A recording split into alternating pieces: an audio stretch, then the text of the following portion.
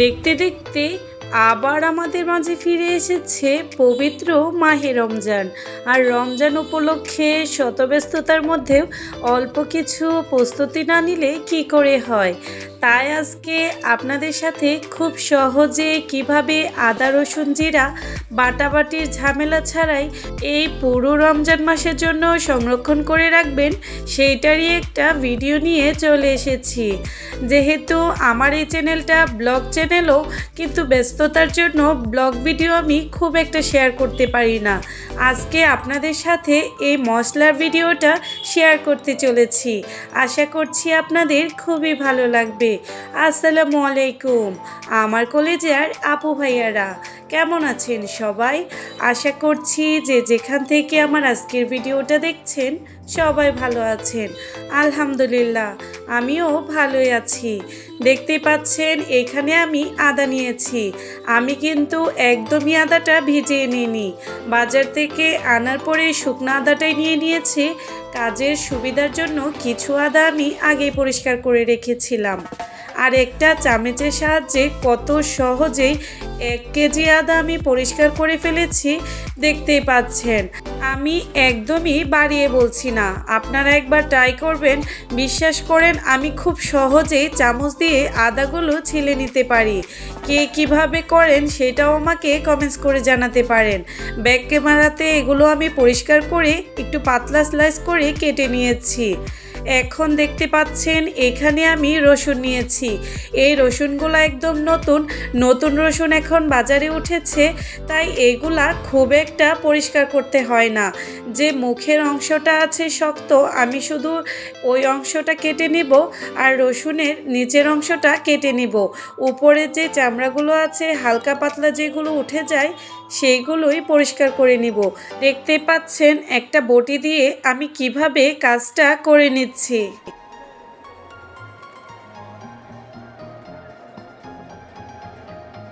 ভিডিওর এই পর্যায়ে এসে আমার আপু ভাইয়াদের কাছে ছোট্ট একটা রিকোয়েস্ট, যারা এখনও আমার এই চ্যানেলটা সাবস্ক্রাইব করেননি চাইলে আমার এই ছোট্ট চ্যানেলটা সাবস্ক্রাইব করে আমার সাথেই থাকতে পারেন।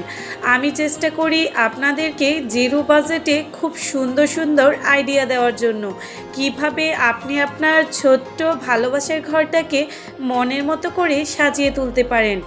এই যে দেখতে পাচ্ছেন রসুনগুলো পরিষ্কার করে ধুয়ে নিয়েছি। এখন আমি রান্নাঘরে চলে এসেছি। এখানে আমি গোটা যে জিরা আছে সেটা নিয়েছি। জাস্ট একটু হালকা তাওয়াতে গরম করে নিব। এটা কিন্তু আমি খুব একটা ভেজে নিব না, তাহলে জিরার যে আসল ফ্লেভারটা সেটা নষ্ট হয়ে যাবে। হালকা আঁচে জিরাটা আমি একটু গরম করে নিব, যাতে করে ব্লেন্ড করতে খুবই সুবিধা হয়। এই যে দেখতে পাচ্ছেন ব্লেন্ডার রেডি করে নিয়েছি। প্রথমে আমি রসুনগুলো ব্লেন্ড করে নিব। যেহেতু এখানে প্রায় 1 কেজি পরিমাণ রসুন আছে, তাই আমি 2 বারে ব্লেন্ড করে নিচ্ছি। রসুন দিয়ে দিয়েছি, অল্প একটু পানি দিলাম। যেহেতু রসুনগুলো আমি ছোট টুকরা করে নিই, বড়ই আছে, তাই যাতে ব্লেন্ড করতে সুবিধা হয় অল্প একটু পানি দিয়েছি। পানি না দিলেও কিন্তু কোনো সমস্যা নেই। এই যে আমি ব্লেন্ড করে নিচ্ছি খুব সুন্দরভাবে। আপনারাও চাইলে এইভাবে ব্লেন্ড করে সারা রোজার মাস সংগ্রহ করে রাখতে পারেন। রমজান মাস হচ্ছে একটা পবিত্র মাস, ইবাদত বন্দেগি করার সময়, আল্লাহর কাছে চাওয়ার সময়। তাই যদি আমরা আমাদের হাতের কাজগুলোকে আগ থেকেই একটু সহজ করে রেখে দেই, তাহলে খুব সহজেই আমরা সুন্দরভাবে আমাদের তেলাওয়াত নামাজ সঠিকভাবে আদায় করতে পারবো। আমার রসুন ব্লেন্ড করা হয়ে গিয়েছে। সেম জারের মধ্যেই আমি এখন আদা দিয়ে দিব। আর আদার মধ্যেও আমি অল্প একটু পানি দিয়েছি। আপনারা না চাইলে পানি দেওয়ার কোনো প্রয়োজন নেই। এই আদাগুলো আমি ব্লেন্ড করে নিব। আর কিভাবে আমি এগুলো সংগ্রহ করছি সেটাও আপনাদের সাথে শেয়ার করব। ভিডিওটা আমার সম্পূর্ণ সাথে থাকেন, আশা করছি আপনাদের একটু হলেও উপকারে আসবে। এই যে দেখতেই পাচ্ছেন আমি কিন্তু অনেকটা পরিমাণ আদা ব্লেন্ড করে নিয়েছি। এখন ছোট জারের মধ্যে জিরাগুলো দিয়ে দিচ্ছি, কারণ জিরা গুঁড়াটা আমাদের খুবই প্রয়োজন। আর আমি সবসময়ই বাজারের কিনা জিরার গুঁড়া ইউজ না করে চেষ্টা করি এরকম গোটা জিরা কিনে এনে তারপরে ব্লেন্ড করে নেওয়ার জন্য।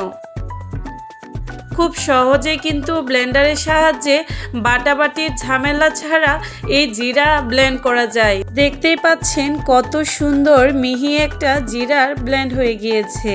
আপনারাও চাইলে এইভাবে হাতে তৈরি করে জিরা পাউডার ইউজ করতে পারেন।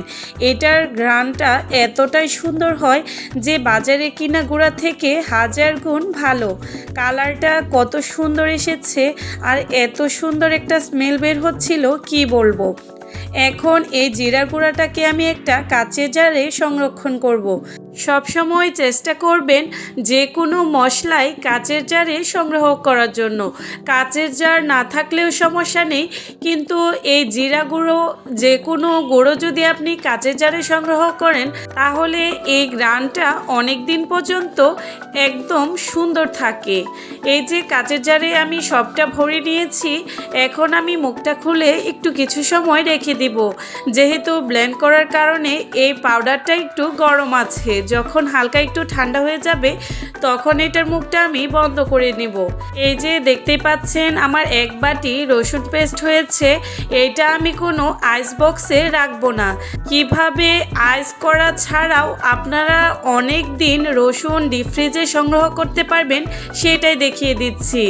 এইভাবে আদা রসুন পেস্ট করে 1 চামচের মতো লবণ আর অনেকটা পরিমাণ তেল দিয়ে ভালো করে মিক্স করে যদি আপনি ফ্রিজে রেখে দেন তাহলে যে কোনো সময় আপনারা ডিপ ফ্রিজ থেকে এটা বের করে ইউজ করতে পারবেন। এটা কিন্তু আর খুব একটা শক্ত হয়ে যাবে না। যখন দরকার তখনই আপনারা পরিমাপ মতো নিয়ে ইউজ করে ফেলতে পারেন। এখন দেখতে পাচ্ছেন আদার জন্য আমি অনেক রকমের আইস বক্স নিয়ে নিয়েছি। আদাগুলো কিন্তু আমি আইস বক্সে রাখছি। চেষ্টা করেছি দুইভাবেই আপনাদের দেখিয়ে দেওয়ার জন্য। খুব সুন্দরভাবে একটা চামচের সাহায্যে আইস বক্সের মধ্যে আমি আদাগুলো দিয়ে দিচ্ছি। আইস বক্স ছাড়াও কিন্তু আপনারা সয়াবিন তেল আর লবণ দিয়ে খুব সহজেই আদা রসুন পেস্ট ডিপ ফ্রিজে সংগ্রহ করতে পারেন। এই যে দেখতে পাচ্ছেন আইস কিউবে আমি যেগুলো পরিমাণ ধরেছে আমি রেখে দিয়েছি, আর বাকি আদাটা আমি আরেকটা জারের মধ্যে নিয়ে নিয়েছি। এখন এই জারের আদাটুকের মধ্যে আমি অনেকটা পরিমাণ সয়াবিন তেল আর লবণ দিয়ে দিচ্ছি। লবণ আর সয়াবিন তেল একসাথে একটা চামচের সাহায্যে খুব সুন্দরভাবে মিক্স করে নিব। যখন আমার প্রয়োজন হবে চাইলে আমি একটা চামচের সাহায্যে খুব সহজেই এখান থেকেও আদা নিয়ে ইউজ করতে পারবো।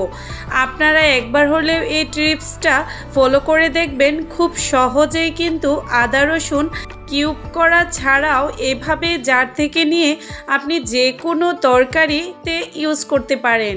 এই যে আমার জিরাটাও ঠান্ডা হয়ে গিয়েছে, মুখটা বন্ধ করে দিয়েছি। এখন আস্তে আস্তে সবগুলার মুখগুলো আমি আটকিয়ে ডিপ ফ্রিজে রেখে দিব 24 ঘন্টার জন্য। 24 ঘন্টা পর এই কিউবগুলো বের করে আমি একটা বক্সে সংগ্রহ করে সারা রমজান মাস এগুলো আমি ব্যবহার করতে পারবো। এই যে ফ্রিজে রেখে দিয়েছি, পরবর্তীতে একদিন পর এগুলা বের করে আমি বক্সে কিউবগুলা নিয়ে নেব। কেমন লেগেছে সবাই জানাবেন। নতুন কোনো ভিডিও নিয়ে আবার ফিরে আসবো। আল্লাহ হাফেজ, আসসালামু আলাইকুম।